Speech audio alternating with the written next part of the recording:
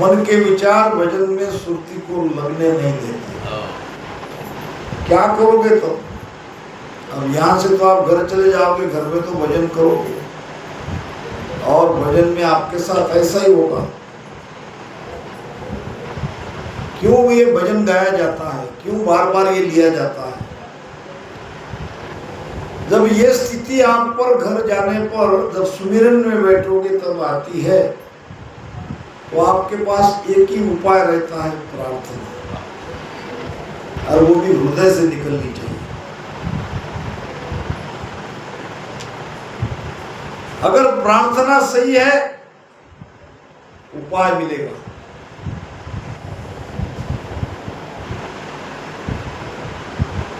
अगर सचमुच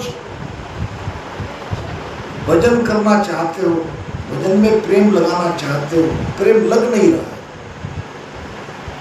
तो पुकारो, प्रार्थना करो, दूसरा कोई उपाय नहीं है।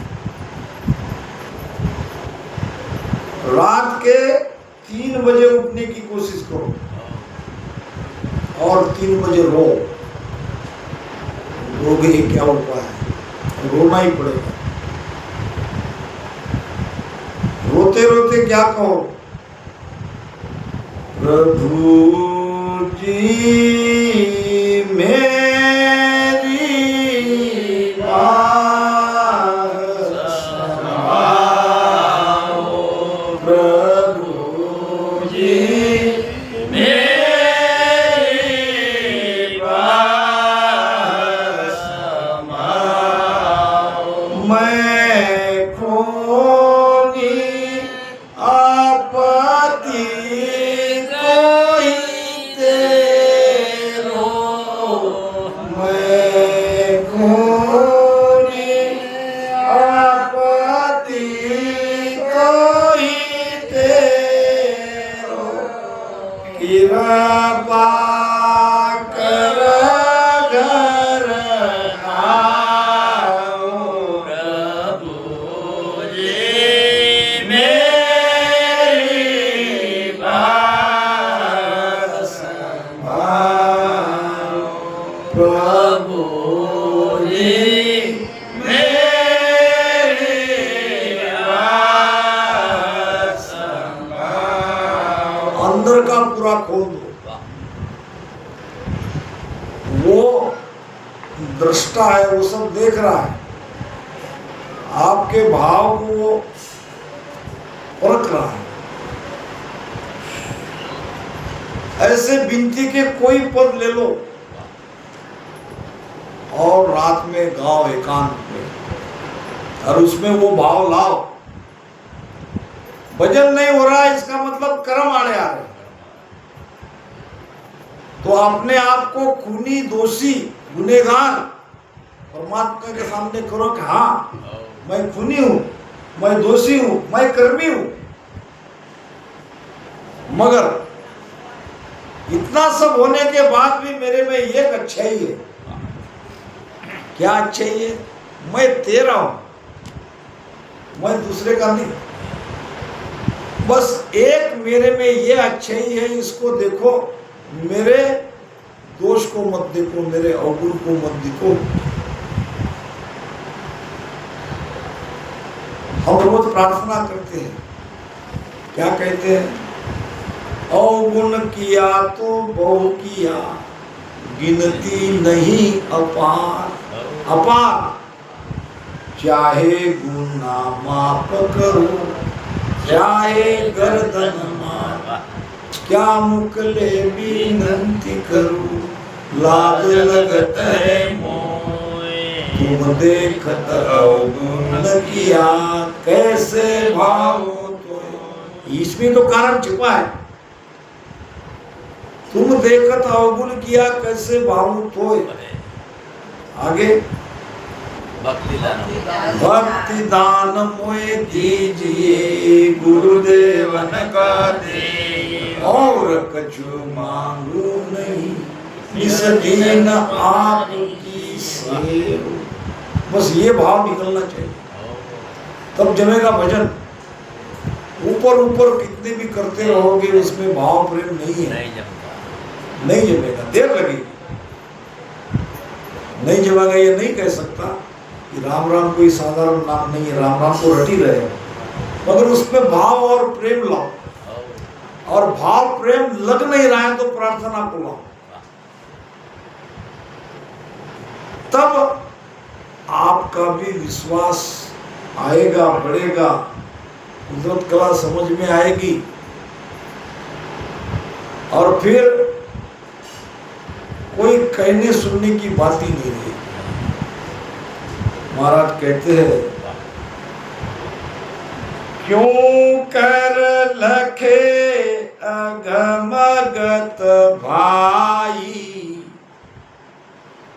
कैया किस विध माने, खाना सुनी न आख्या देखी, ना सत वेद बखाने। महाराज फरमाते हैं, जगत के ज्ञानियों का भी क्या दोष, वो कैसे लखेंगे, क्यों कर लखे। ये अगम की गति, ये कुदरत कला का भेद कैसे लखेंगे। और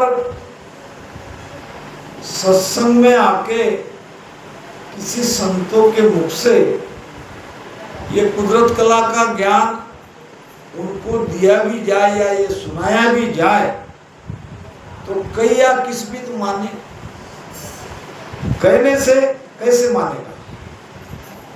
बात तो अंदर में प्रकट होनी चाहिए, नहीं मानेगा। क्यों? काना सुनी ना आख्या देखी, न तो ये ज्ञान कानों से कभी सुना,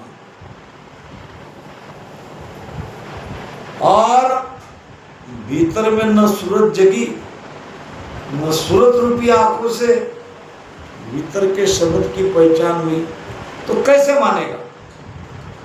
नहीं मान सकता। नहीं नहीं दोष किसी को भाई, कोई चरज मारा होई। महाराज कहते हैं किसी का दोष नहीं, जो इस ज्ञान को अभी मान नहीं रहे हैं, समझ नहीं रहे हैं। नहीं तो होना क्या चाहिए था? होना ये चाहिए था कि यहां भीड़ लग जाए, क्योंकि ये कोई साधारण ज्ञान नहीं है, ये अथाह ज्ञान है।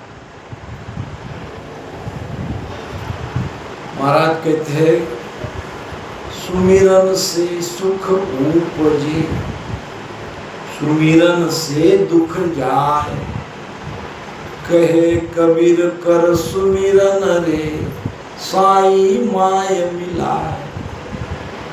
क्या साधारण ज्ञान है? तुम्हारे सारे जीवन का प्रश्नों का हल है ये सुमिरन में, अगर विश्वास किया तो। सुमिरन से सुख उपजे, अंदर से सुख उपजता है। ये आपको जो सुख मिल रहा है ये बाहर का सुख है, ये अंदर का सुख नहीं है।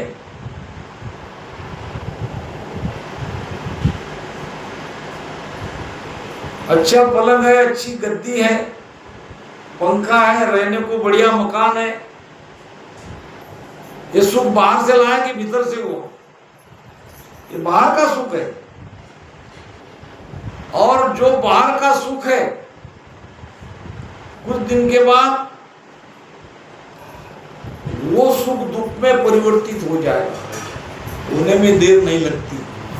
माया का सुख ऐसा ही है, सुख आता है, लगता है कि हमको बहुत अच्छा लगा, हम सुखी हो गए, मगर मन की दौड़ मिटती नहीं है, मन राजी नहीं है, मन कहता है और। तो ये जो सुख है ये सुख अंदर से प्रकटता है, भजन से, सुमिरन से सुख उपजे और सुमिरन से दुख जाए। सुमिरन से हमारा सारा दुख खत्म हो जाता है, दुख रहता ही नहीं। अभी बड़ी अच्छी बात बताई हमारे महाराज जी ने, तन मन धन से समर्पित होके राम राम भजन करने में लगा है तो उनके जीवन में संतोष आना ही चाहिए, उनके जीवन में शांति आनी ही चाहिए। और लोगों का जीवन और हमारे राम सिंह के जीवन में बहुत बड़ा अंतर आपको स्पष्ट दिखेगा।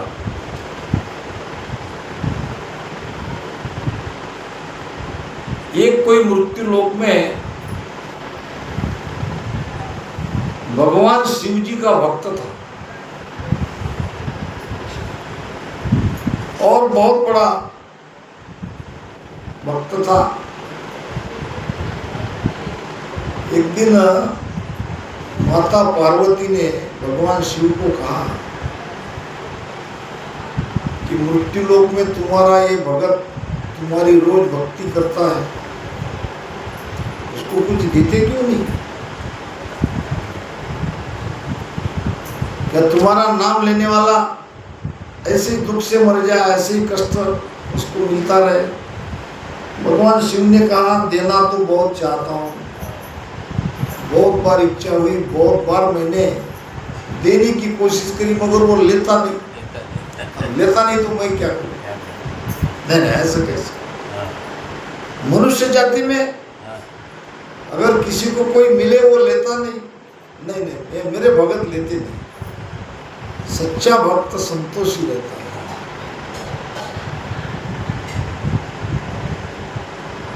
तो ऐसे नहीं, दूसरी तरह से दे, उसको पता भी नहीं चलना चाहिए। हाँ ये हो सकता है तुम्हारी ये तरकीब काम आ जाए। पार्वती शिव सु कहे या निर्धन धन देह। क्या कहा पार्वती ने? तुम्हारे निर्धन भगत को धन दो। सेठ सोण साठा किया तम घर दे मम लेह। अब ये मंदिर के अंदर वार्तालाप हो रही थी महादेव और पार्वती की। वहां बैठा था वो भगत, शिव मंत्र का जप कर रहा था। संयोग से एक शेठ जी उस समय आए, बड़े लालची थे। अब शेठ जी ने शिव पार्वती की वार्तालाप सुन ली। पार्वती शिव सु कहे या निर्धन धन दे, इस निर्धन को धन दो। तो शिव जी ने कहा आज रात इसके घर में नोटों की बारिश हो जाएगी। क्या कहा? आज रात इसके घर में नोटों की बारिश। अब ये सुन लिया शेख। अब शेख तो धनवान था, बहुत बड़ी कोठी थी, रुपए पैसे की कमी नहीं थी, मगर नोटों की बारिश अगर होती है तो किसको नहीं चाहिए?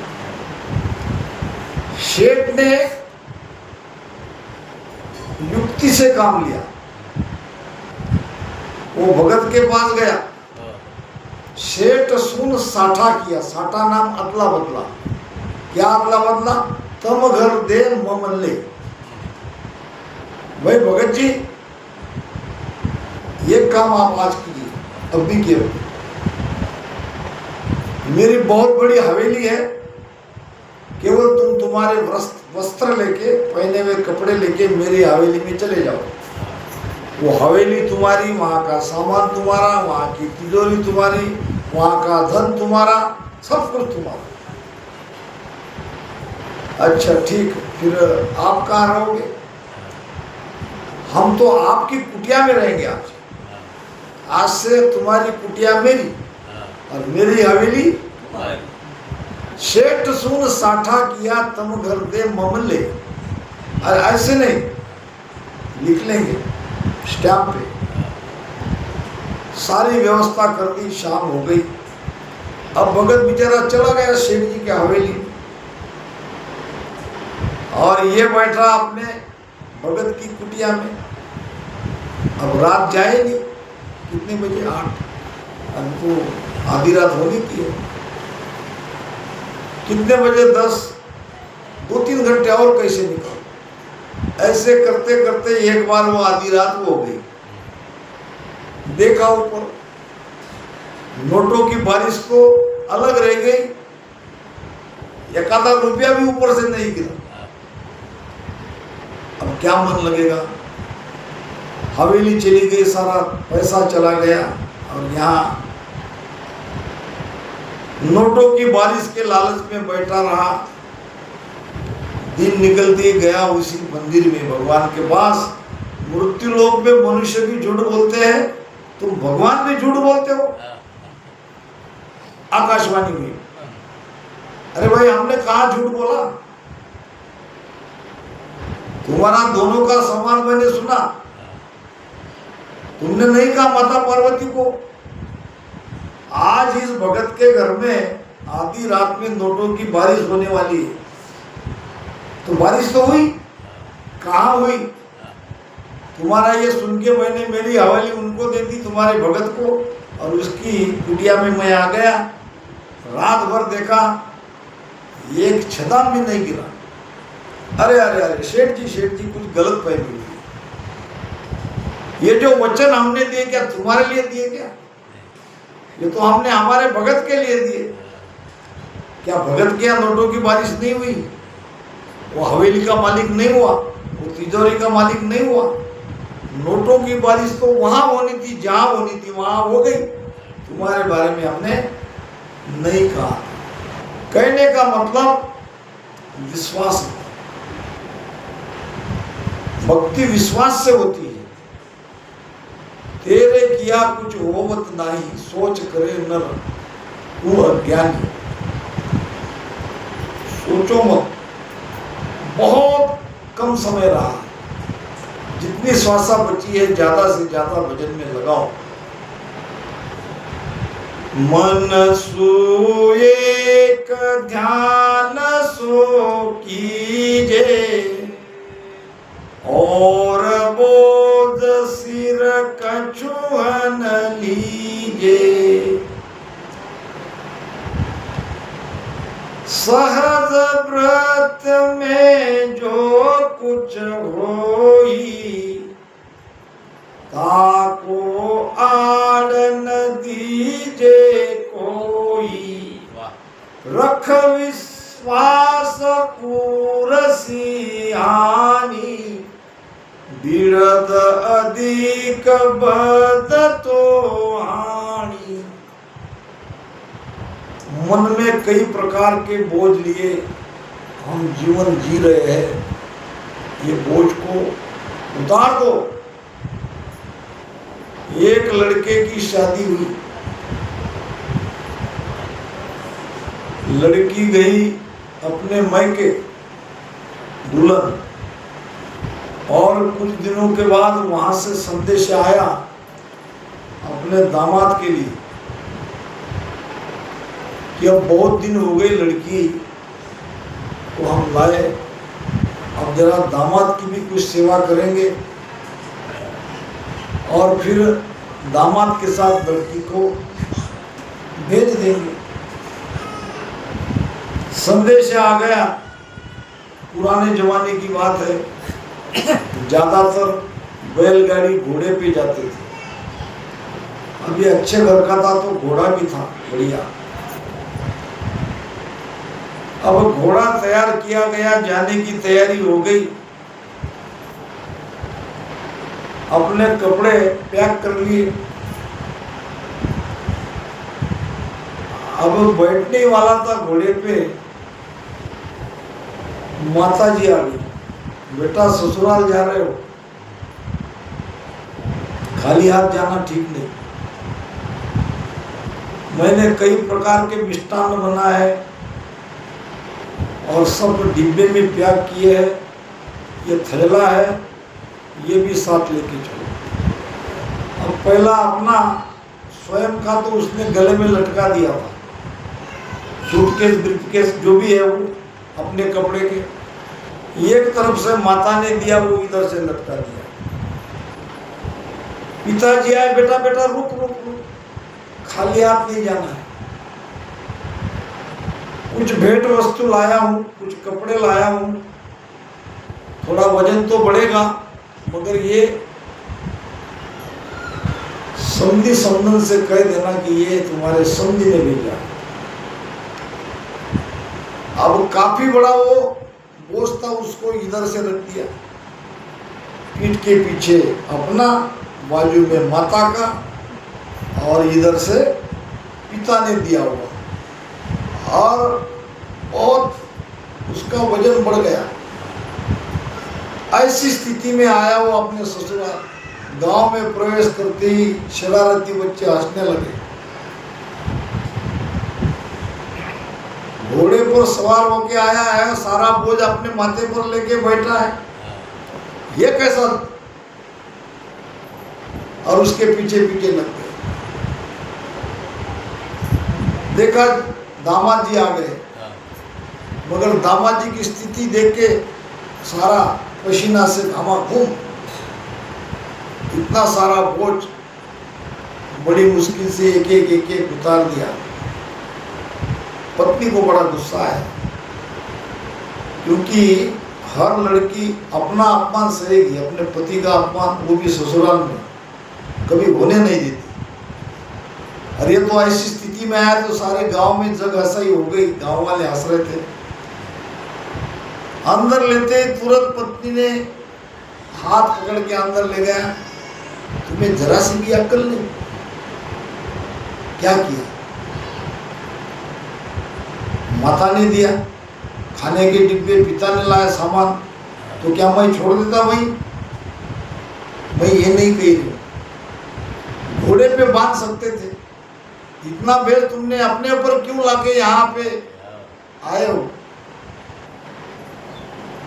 तुम्हारी भी हंसी हो गई, मैं नहीं चाहती कि तुम्हारा कोई मजाक उड़ाए। अब ससुराल में मैं क्या बोलूँगा, चलो जल्दी यहाँ से चले जाए। कहने का मतलब संसार का बिना मतलब का बोझ उठा के वजन नहीं होता। ये बोझ को हल्का करो, और ये मत समझो कि हमारे बिगैर ये हमारा घर परिवार नहीं चलता। हमारे जाने के बाद भी चलेगा, संसार रहेगा, हम नहीं रहेंगे। तो जो आज न कल छूटने वाला है उसको अभी छोड़ो। वैसे भी मौत सब छुड़ा लेगी, सबसे अलग कर देगी हमें। माया क्या है?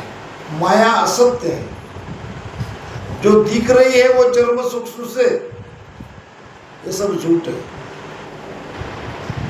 और झूठ के फंदे में मत पड़ो। परमात्मा है सत्य, मगर वो दिख नहीं रहा है। जो दिख नहीं रहा है वो सत्य है, जो दिख रहा है वो असत्य है। संसार अनित्य है, परमात्मा नित्य है। संसार अनित्य है, आज है कल नहीं। परमात्मा आज भी है, कल भी रहेगा, वो हमेशा। इसलिए जगत के बारे में महाराज बता रहे हैं कि ये कुदरत कला का ज्ञान न कहीं इसकी सत्संग होती है और न वेदों में इसका कोई उल्लेख है।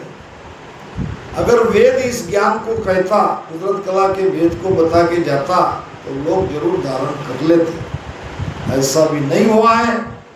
इसलिए नहीं दोष किसी को भाई, किसी को कोई दोष नहीं है। जब उनको भजन लगता है, किसी को भजन लगता है, तो भजन की स्थिति को देख के लोगों को आश्चर्य होता है, ये क्या हो रहा है। अभी तुम्हारे महागाव की बात कहता हूँ। अभी आए नहीं ज्यादा महागांव के। तो हमारी अकोला की एक बाई की थी, सत्संग होने के बाद फिर 3 घंटे का भजन वहां रखा। अब वो दोनों पति पत्नी सत्संग के लिए आए थे, आई थी तो पत्नी, मगर पति साथ में आ गए। अब संयोग देखिए या उनका समय आया ये देखिए, ऐसा भजन लगा, ऐसा भजन लगा। पति महोदय आए, कहने लगे ये भानामती किसने लगे? ये अभी के अभी वो भजन करने वाली बाई को डांटने लगा, ये उठ चलो बोले यहाँ से। और फिर हमारे तरफ आके आंखें लाल करके कहने लगा ये क्या है? बोले भानामती, ये कोई भक्ति है? अब भी क्या, अभी ये निकालो बोले इसको। समझाने की कोशिश की मगर गुस्सा बहुत ज्यादा था। अब ऐसी स्थिति में ऐसे भजन करने वाले को भजन से वापस लाना ये दोष लगता है। मगर कोई उपाय नहीं था, वो करना पड़ा। वापस आने में कम से कम 1 घंटा लगा, इतनी बॉडी उसकी हैबिट हो रही थी भजन बंद करने के बाद। तो इस कला को जिसके घट में प्रगति है उसको देख के दूसरे को आश्चर्य होता है, उसमें उसका दोष नहीं है। नहीं दोष महाराज कहते हैं किसी को भाई, किसी को दोष नहीं है। वो इतर तो माड़ा हुई, उनको तो बड़ा आश्चर्य लगता है, ये क्या तमाशा है, ये क्या चीज है, ये कौन सी भक्ति है? सत स्वरूप आनंद पद कहिए, आगत लखे न कोई। बहुत दुर्लभ बिरले को ये लखेगा। सत स्वरूप आनंद पद कहिए, जिसको सत्स्वरूप आनंद पद कहते हैं, इसकी गति कोई लग नहीं सकता। बहुत बिरले लग सकते हैं। अब जो लखेगा नहीं, जिसने कभी देखा नहीं सुना नहीं, उसको आश्चर्य लगेगा। केवल बीज सतवो मार्ग, सहज सता घट जागे। उलट हंस चढ़े गढ़ ऊपर, ध्यान समाधि लागे। क्या अद्भुत ज्ञान है महाराज का। किसी भी वस्तु को पाना है, अगर आपको आम चाहिए तो आम का वो गुठली चाहिए, उसका बीज चाहिए। किसी भी फल को पाना है तो उसका बीज आपको मिलना जरूरी है। ये निसर्ग का नियम है। अब यहाँ महाराज ने एक भजन में बताया है, क्या बताया है? वेद खान अंकुर कहावे, भेद इंड कहूँ तोई। जरसो खान जप तप तपस्या। 3 खान का बीज संसार में महाराज ने बता दिया। वेद खान ये अंकुर खान है, 4 खानी है, जरायुज, अंडज, अंकुर खान और उद्बीज खान। 3 खान का बीज जगत में देखे परके सोई। उद्बुद माय कला प्रगटे, आबिद जाने न कोई, आबिद लखे न कोई।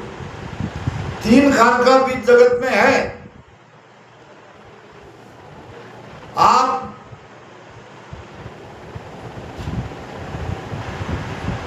जरायुज खान का बीज चाहिए तो वेदों को पढ़ो, ये जर खान है। आपको अंडज खान चाहिए तो अंडज खान है भेद, योग, साधना, अनुलोम विलोम, भस्त्रिका, प्राणायाम, ये सब अंडज खान है। ये भी बताने वाले बहुत है बाबा रामदेव के जैसे। और वृक्ष चाहिए तो वृक्ष के लिए बीज है, जो अंकुरित होने वाली वनस्पतियां है उसके बीज है। मगर ये कुदरत कला 4 खान में नहीं आती, ये चौथी उद्बीज खान में है। प्रगट गई तो प्रगट गई, नहीं तो गया जन्म।